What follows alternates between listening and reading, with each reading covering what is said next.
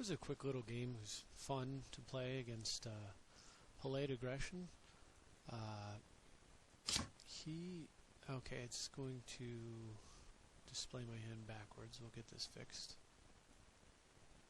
So he was playing 5-color control, I think, or 5-color aggro. Horde of Notions, anyway, being his commander. Mine is Sliver Queen. Deck will still follow.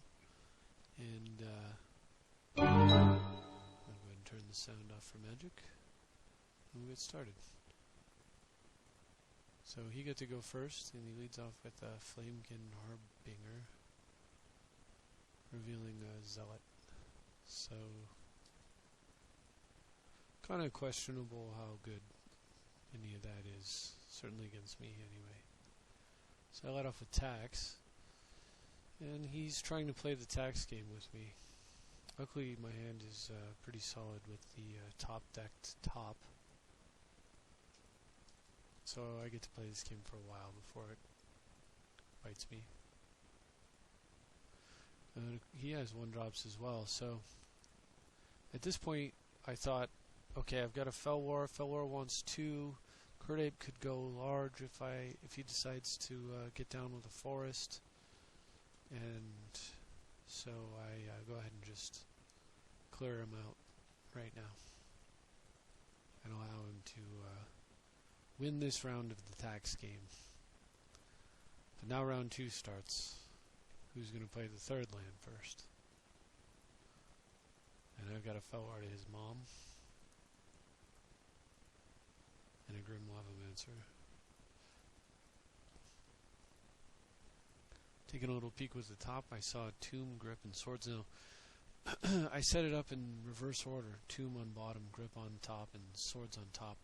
You'd think that Swords wouldn't really be good with Mother Runes in play, and it probably won't be good. But my thinking here was that he's obviously trying to play aggro, and unless I see a need for Crows and Grip, having a Swords in hand now could mean, utility later, even though it's currently stopped by Mother of Runes. So for example, if I were to play the Abyss, he would have to use Mother of Runes every turn to protect his guy, at which point I just Swords them on. So he breaks Tax this time, for a very good reason. He's coming down with Teeg, and I don't know if you've realized this, but Teeg is an absolute nightmare for my deck to have to face. And Teeg protected by Mother of Runes is very close to unbeatable as far as just trying to deal with creatures at all goes. So I can't let this happen. How do I stop it? So here's the play. Give me any time. I vamp in response, putting Terminus on top. Activate my Sensei's Divining Top in order to Terminus right now.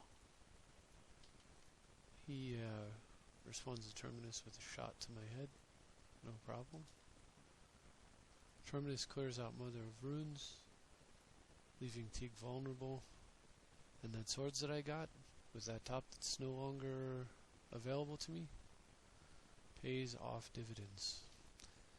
And since he broke the land tax battle early, I get to land Ancestral right up to a full hand. So I go ahead and just Vindicate, just trying to slow down his color. He's down to 4 cards in hand after all.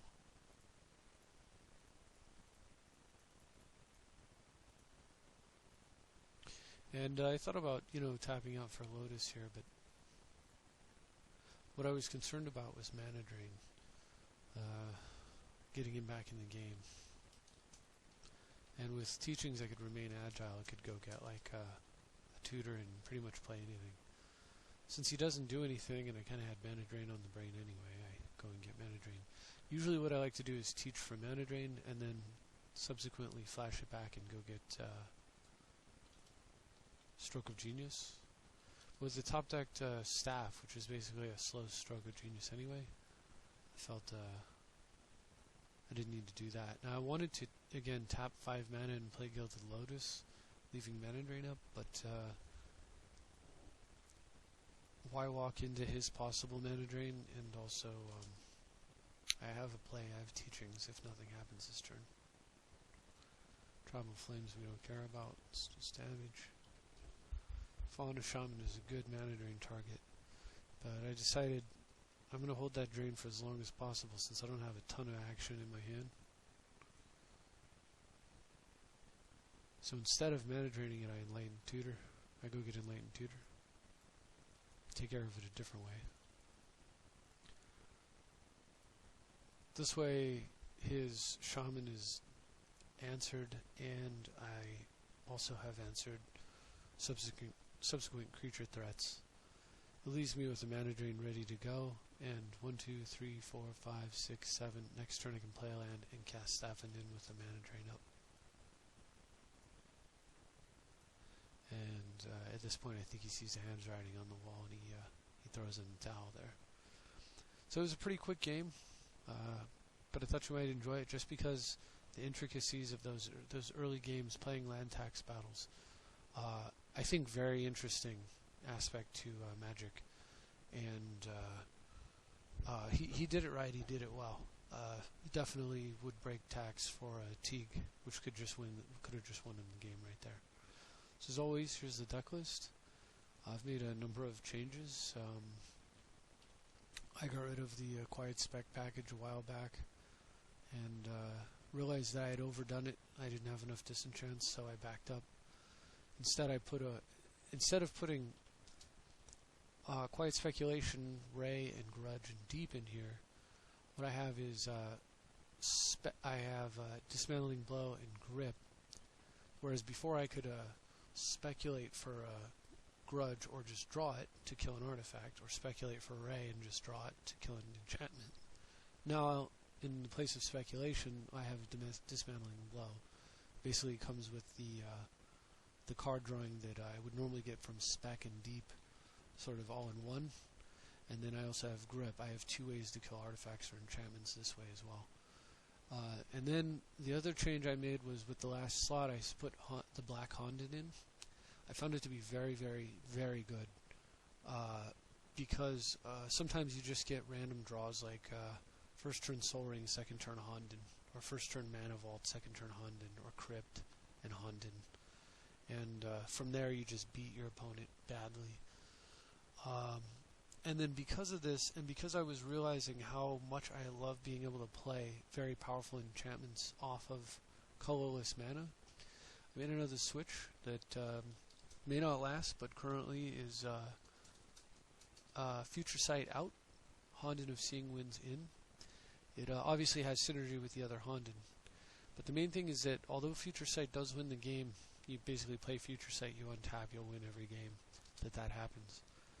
It's hard to lose with the blue Honden going as well, and this is much easier to cast, and of course synergy. Right after adding it, I had a draw where I got a Grim Monolith and was able to play the blue Honden off of one island and a bunch of colorless mana, and was really glad that I did. So these changes may not stick, but for now that's where they are. I've got the ability to kill tops and necropotences now, and hopefully this will hopefully the deck's better. So I'll see you next time. Hope you enjoyed the video, and good luck if you play it.